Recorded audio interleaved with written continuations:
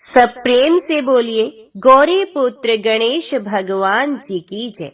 आज सुनिए संकटा माता की कथा। संकटा माता अपने भक्तों के सभी दुख दूर करके उनकी रक्षा करती हैं। आज के दिन जो भी भक्त विघ्नहर्ता भगवान गणेश और संकटा माता की पूजा करके इस कथा को सुनता है या पढ़ता है, संकटा माता और विघ्नहर्ता भगवान गणेश जी का आशीर्वाद सदा उन पर बना रहता है। तो आइए सुनते हैं संकटा माता की कथा। हे संकटा माता, इस कथा को सुनने वाले सभी भक्तों की रक्षा करना और सभी का दुख दूर कर देना। पौराणिक कथा के अनुसार किसी गांव में एक बूढ़ी माँ अपने पुत्र के साथ रहती थी, जिसका नाम था रामनाथ।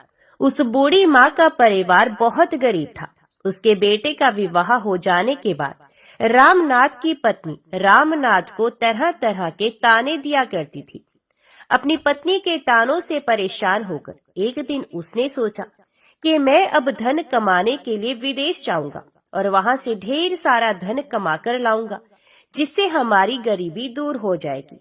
ऐसा सोचकर वे अपनी माँ का आशीर्वाद लेकर विदेश कमाने के लिए चला गया। बेटा तो परदेश कमाने के लिए चला गया, लेकिन बूढ़ी माँ की बहू ने अब उन पर ही अत्याचार करना शुरू कर दिया। वे बात बात पर उन्हें भला बुरा कहने लगी। एक दिन दुखी होकर बूढ़ी माँ कुएं के पास जाकर रोने लगी। इस प्रकार वे कई दिनों तक कुएं के पास जाकर रोती रहती थी। एक दिन उस कुएं में से एक माता निकली और बूढ़ी माँ से कहने लगी कि हे माई, तुम यहाँ पर क्यों रो रही हो? क्या तुम्हें कोई कष्ट है? कोई कष्ट है तो मुझे बताओ, मैं तुम्हारे सभी कष्ट को दूर करने का प्रयास करूंगी। कई बार कहने के बाद भी बूढ़ी माँ ने उस माँ को कुछ नहीं बताया जो कुएं से निकली थी। बार बार पूछने पर बूढ़ी माँ कहने लगी, तुम मुझसे बार बार ये क्यों पूछ रही हो? अगर मैं तुम्हें अपना दुख बता भी दूं, तो क्या तुम मेरे सारे दुखों को दूर कर दोगी? दरअसल वे माता और कोई नहीं, ये स्वयं संकटा माता थी, जो बूढ़ी माँ का दुख दूर करने के लिए ही वहां प्रकट हुई थी। तब संकटा माता उनसे कहने लगी कि तुम मुझे अपना दुख बताओ, मैं तुम्हारे दुखों को अवश्य ही दूर कर दूंगी। जो बूढ़ी माँ कहने लगी, मेरा एक ही बेटा था, वे धन कमाने के लिए परदेश चला गया है और उसके जाने के बाद यहाँ मुझे मेरी बहू खूब ताने मारती है। मेरा ध्यान रखने की बजाय मुझे खूब सताती है, जिससे परेशान होकर मैं रोज यहाँ कुएं के पास आकर रोकर अपना दुख दूर कर लेती हूँ। मेरा मन भी हल्का हो जाता है। तब संकटा माता उन बूढ़ी माँ से कहने लगी कि यहाँ पास के जंगल में एक संकटा माता का मंदिर है, तुम उनकी पूजा करो, उन्हें अपना दुख बताओ, उनसे प्रार्थना करो कि वे तुम्हारे संकटों को दूर कर दे। जो भी संकटा माता की पूजा करता है और व्रत रखता है, वो उनके सभी संकटों को दूर कर देती हैं। संकटा माता बहुत ही दयालु है। वे निर्धन व्यक्तियों को धनवान बनाती हैं, निसंतान लोगों को संतान देती हैं। वे तुम्हारे संकटों को भी अवश्य दूर कर देंगी। ये बात सुनकर बूढ़ी माँ ने सोचा कि अब तो मैं संकटा माता की पूजा और व्रत अवश्य करूंगी। कुछ ही दिनों के बाद माघ मास के कृष्ण पक्ष की चतुर्थी तिथि को बूढ़ी माँ ने संकटा माता का व्रत रखा। संकटा माता का व्रत रखने से संकटा माता बहुत प्रसन्न हुई और प्रकट होकर उन्होंने बुढ़िया माई से कहा कि तुम्हें किस प्रकार का दुख है, मैं तुम्हारे सभी दुखों को अवश्य दूर करूंगी। तब बूढ़ी माई ने संकटा माता को अपनी पूरी कहानी सुनाई, अपना पूरा दुख बता दिया। वे कहने लगी कि मेरा बेटा परदेश में कमाने के लिए चला गया है, मेरी बहू मुझे बहुत परेशान करती है, मैं इसी कारण से दुखी हूँ और हर दिन रोया करती हूँ। अगर आप मेरा दुख दूर कर सकती हैं, तो बस मेरा बेटा परदेश से कमाकर वापस आ जाए और मेरी बहू भी मुझ पर अत्याचार करना बंद कर दे, तो मेरे जीवन से सारे दुख दूर हो जाएंगे। ये सुनकर संकटा माता ने उस बूढ़ी माँ से कहा, आप घर वापस जाओ और मेरी पूजा करो, तुम्हारा लड़का सकुशल घर वापस आ जाएगा। मेरी पूजा करना और सुहागिन स्त्रियों को अपने घर पर भोजन कराने के लिए बुलाना। जब तुम ऐसा करोगी, तब तुम्हारा पुत्र अवश्य तुम्हारे घर वापस लौट आएगा और तुम्हारी बहू को भी सद्बुद्धि मिल जाएगी। संकटा माता के कहे अनुसार उस बूढ़ी माई ने व्रत किया और सुहागनों को भोजन कराने की तैयारी में लग गई। बूढ़ी माई जब सुहागनों को भोजन कराने के लिए लड्डू बना रही थी, तब 7 लड्डू की जगह 8 लड्डू बन गए।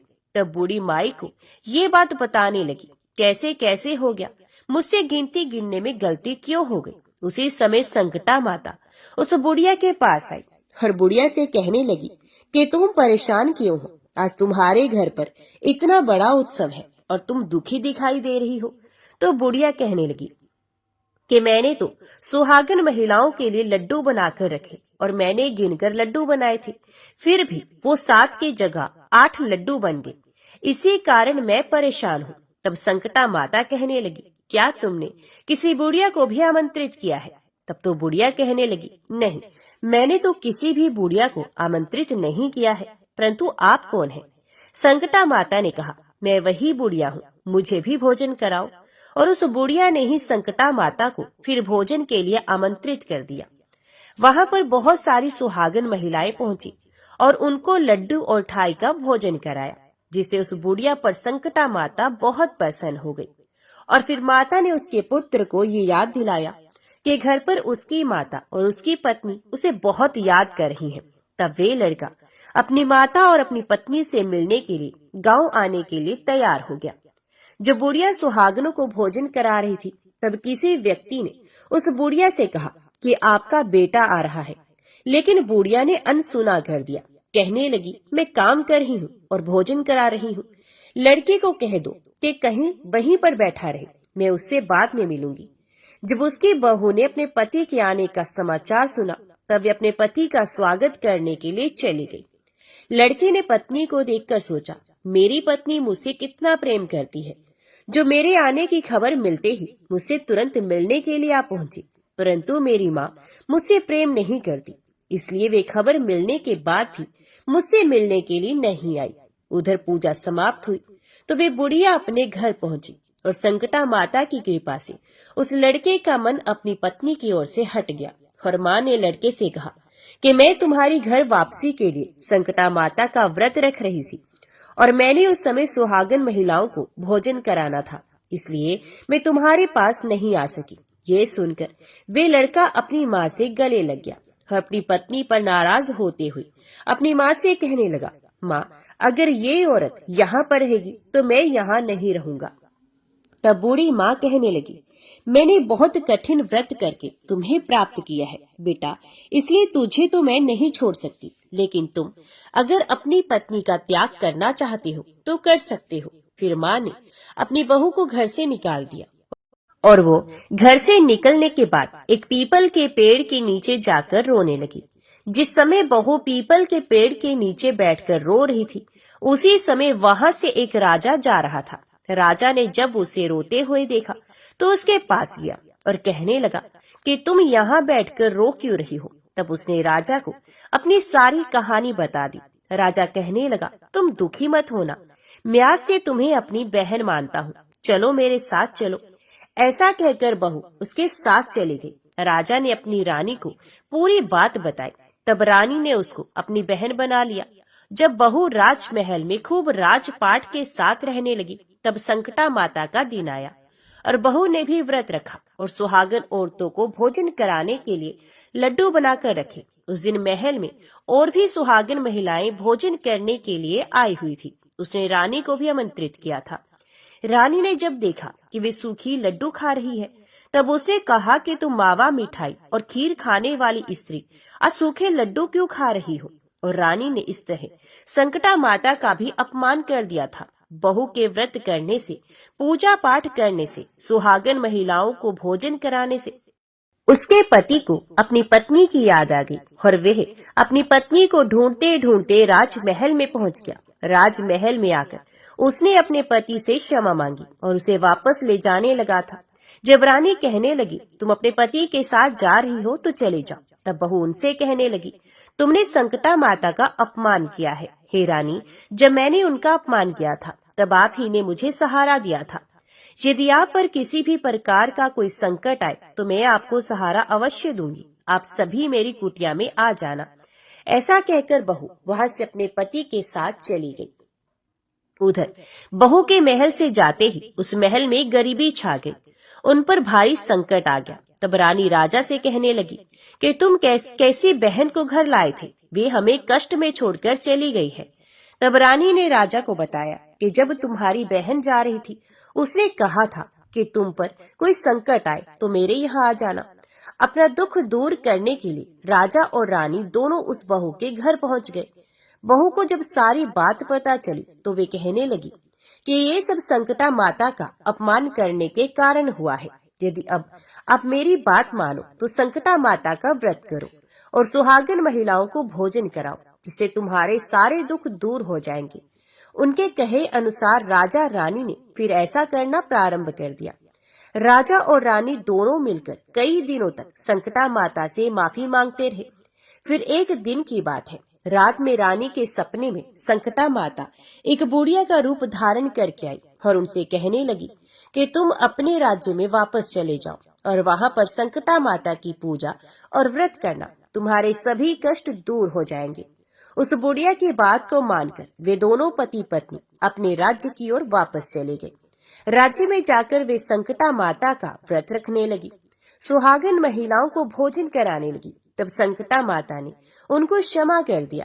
वे दोबारा संकटा माता की कृपा से धनवान हो गए थे। उनकी सारी धन संपत्ति भी वापस मिल चुकी थी। तभी से राजा और रानी संकटा माता का व्रत करने लगे थे। ऐसी है संकटा माता अपने भक्तों के सभी दुख दूर करती हैं। बोलिए संकटा माता की जय। पौराणिक कथा के अनुसार एक गांव में एक सेठ सेठानी थे। उनके एक बेटे और एक बहू थी। बहू सबको भोजन कराकर फिर स्वयं भोजन करती थी। एक पड़ोसन ऐसी भी थी जो रोज पूछती थी कि बहू आज क्या बनाया है, क्या खाया है। तो बहू कहती ठंडो बासी।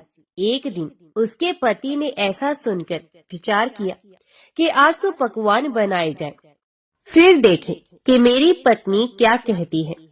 उसने तरह तरह के पकवान बनवाए और घर के सभी लोगों ने एक साथ बैठकर भोजन किया। आज भी पड़ोसन ने पूछा तो बहू ने कहा कि ठंडो बासी। सेठ के लड़के ने सोचा हो न हो कोई बात अवश्य है जिससे कि मेरी पत्नी ऐसा कहती है। उसने पत्नी से पूछा तुम रोज ठंडो बासी खाया ऐसा क्यों कहती हो, जबकि हम सब ने एक साथ बैठकर कई तरह के पकवान खाए हैं। उसकी पत्नी बोली हम जो खा रहे हैं वे बाप बूढ़ों की कमाई है। जिस दिन आप कमाकर लाओगे उस दिन मैं समझूंगी कि ताजा भोजन कर रहे हैं। अब एक दिन लड़के ने माँ से कहा मैं एक बड़े शहर में कमाई करने जा रहा हूँ। तो माँ बोली बेटा अपने पास इतना धन है कि खाया नहीं खत्म होगा। माँ के मना करने पर भी बेटे ने स्वयं कमाने का दृढ़ निश्चय कर लिया और जाते समय पत्नी से कहा मैं जब तक कमाकर बहुत सा धन लेकर ना आऊं तुम चूल्हे की आग मत बुझने देना। एक दिन चूल्हे की आग बुझ गई तो वे मन ही मन घबराने लगी, कहीं मेरे पति पर संकट तो नहीं आ पड़ा। जल्दी से पड़ोस में से आग लाकर चूल्हे में रख दूं। ऐसा विचार करके पत्नी पड़ोस में गई। वहां पड़ोसन चौथ माता का व्रत और पूजन कर रही थी। पड़ोसन ने कहा थोड़ी देर में आकर ले जाना। तो बहू ने पड़ोसन से पूछा आप यह व्रत क्यों करती हैं, इससे क्या मिलता है। पड़ोसन ने कहा चौथ माता के इस व्रत को करने से अन्न और लक्ष्मी मिलती है और अपनी मनोकामनाएं पूर्ण होती हैं। अब बहू भी चौथ माता का व्रत करने लगी। दीवार पर उसने चौथ माता का चित्र बनाया। उस दिन घी और गुड़ का चूरमा बनाकर रात्रि को चंद्रमा को अर्घ्य देकर उसने भोजन किया। ऐसा करते करते बहुत दिन हो गए। चौथ माता ने उस बहू के पति को सपना दिया कि शाहूकार का बेटा तू जागे की सोवे, तेरी पत्नी तुझे बहुत याद कर रही है। घर जाकर उसकी चिंता मिटा दे। तू दुकान खोलकर कंकु केसर का पगलिया बना के बैठ जाना। आज तेरा हिसाब किताब चुकता हो जाएगा। अब तो चौथ माता ने जैसा कहा था वैसा ही हुआ। उसने घर जाने की तैयारी की और गाड़ी भर के धन दौलत लेकर चल दिया। रास्ते में एक बड़ा सा काला नाग फन फैलाए बैठा था और कहने लगा, आज तो मैं तुम्हें डसूंगा, नहीं छोड़ूंगा। आज तेरी आयु पूरी हो गई है। सेठ के लड़के ने कहा, आज चौथ माता ने मुझे सपना दिया तो मैं पत्नी से मिलने घर जा रहा हूँ। वहाँ मेरी पत्नी बहुत चिंता कर रही होगी। मैं उससे मिलकर जरूर आऊंगा, तब तुम मुझे डस लेना। नाग ने कहा, तुम शपथ पूर्वक कह के जाओ तो मैं तुम्हें जाने दूंगा, परंतु लौटकर नहीं आए तो तुम्हारे घर आकर मैं तुम्हें डस लूंगा। इस प्रकार सांप को वचन देकर वे घर पहुंचा। वहां सभी से हंसी खुशी से मिला और भोजन करने उदास होकर बैठ गया। उसकी पत्नी ने उदास होने का कारण पूछा तो पत्नी ने काले नाग वाली बात बताते हुए कहा कि यदि मैं उसके पास नहीं जाऊंगा तो वे घर आकर ही मुझे डस लेगा। पत्नी बहुत चतुर थी। उसने कहा कि आप घबराओ नहीं, लेट जाओ, मैं एक उपाय करती हूँ। पत्नी ने कमरे की 7 पेड़ी धोई। पहली पेड़ी पर रेत, दूसरी पेड़ी पर इत्र, तीसरी पेड़ी पर गुलाल फूल, चौथी पर कंकु केसर, 5वीं पर लड्डू पेड़ा, 6ठी पर गादी गलीचा और 7वीं पेड़ी पर दूध का कटोरा भर कर रख दिया। इस प्रकार वे 7 ही पेड़ी सजाकर बैठ गए। आधी रात होते ही नाग आकर पेड़ी चढ़ने लगा। पहली पेड़ी पर रेत में लौट गया और कहने लगा कि सेठ की बहू ने आराम तो बहुत दिया, पर वचनों से बनकर आया हूँ, सो डस ही लूंगा अवश्य ही। इसी प्रकार 7 पेड़ियों पर नाग आराम करता हुआ और कहता हुआ कि डसूंगा। जरूर कमरे में जाने ही वाला था कि चौथ माता ने विचार किया कि मैं इसे नहीं बचाऊंगी तो संसार में धर्म कर्म व्रत को कौन मानेगा। अब तो गणेश जी, चंद्रमा जी और चौथ माता ने उसे बचाने का विचार किया। चंद्रमा जी ने उजाला किया, चौथ माता ढाल बनी और गणेश जी ने तलवार लेकर नाग को मार दिया और ढाल से ढक दिया। अब बहू भी थकी हारी सो गई। दिन निकला तो लोग बेटे से मिलने आए, परंतु बेटा बहू तो उठे ही नहीं। बहुत देर हो गई तो माँ उन्हें उठाने गई। माँ ने 7 पेड़ियों पर जो कुछ भी देखा तो वे बहुत ही घबराई और बेटा बहू को आवाज लगाई। बेटा बहू उठे तो देखा कि एक ढाल तलवार वहाँ पड़ी है। अब ढाल उठाई तो वही काला नाग मरा हुआ पड़ा है। बेटा बहू ने सोचा कि आज तो धर्म कर्म ही आड़े आए हैं, जो भगवान गणेश जी और चौथ माता ने अपनी रक्षा की है। हे चौथ माता, आपने जैसी सेठ के बेटे बहू की रक्षा की, वैसे ही रक्षा सबकी करना। तो बोलो चौथ माता की जय। भगवान विघ्नहर्ता गणेश की कथा सुने बिना चौथ माता के व्रत की कथा अधूरी मानी जाती है। इसलिए अब आप सुनिए भगवान गणेश की कथा। एक समय की बात है, भगवान विष्णु का विवाह लक्ष्मी जी के साथ निश्चित हो गया। विवाह की तैयारियां होने लगी। सभी देवताओं को निमंत्रण भेजे गए, परंतु गणेश जी को निमंत्रण नहीं दिया गया। कारण जो भी रहा हो, अब भगवान विष्णु की बारात जाने का समय आ गया। सभी देवता अपनी पत्नियों के साथ विवाह समारोह में आए। उन सब ने देखा कि गणेश जी कहीं दिखाई नहीं दे रहे हैं। तब वे आपस में चर्चा करने लगे कि क्या गणेश जी को कोई न्योता नहीं दिया या स्वयं गणेश जी ही नहीं आए। सभी को इस बात पर आश्चर्य होने लगा। तभी सबने विचार किया कि भगवान विष्णु से ही इसका कारण पूछा जाए। विष्णु भगवान से पूछने पर उन्होंने कहा कि हमने गणेश जी के पिता भोलेनाथ महादेव को न्योता भेजा है। यदि गणेश जी अपने पिता के साथ आना चाहते हो तो आ जाते। अलग से न्योता देने की कोई आवश्यकता भी नहीं थी। दूसरी बात ये है कि उनको 1.25 मन मूंग, 1.25 मन चावल, 1.25 मन घी और 1.25 मन लड्डू का भोजन दिन भर में चाहिए। यदि गणेश जी नहीं आएंगे तो कोई बात नहीं, दूसरे के घर जाकर इतना सारा खाना पीना अच्छा भी नहीं लगता। इतनी वार्ता कर ही रहे थे कि किसी एक ने सुझाव दिया यदि गणेश जी आ भी जाए तो उनको द्वारपाल बनाकर बैठा देंगे कि आप घर की देखभाल करना। आप तो चूहे पर बैठकर धीरे धीरे चलोगे तो बारात से बहुत पीछे रह जाओगे। यह सुझाव भी सबको पसंद आ गया तो भगवान विष्णु ने भी अपनी सहमति दे दी। होना क्या था, इतने में गणेश जी वहां आ पहुंचे और उन्हें समझा बुझाकर घर की रखवाली करने बैठा दिया गया। बारात चल दी। तब नारद जी ने देखा कि गणेश जी तो दरवाजे पर ही बैठे हुए हैं, तो वे गणेश जी के पास गए और रुकने का कारण पूछा।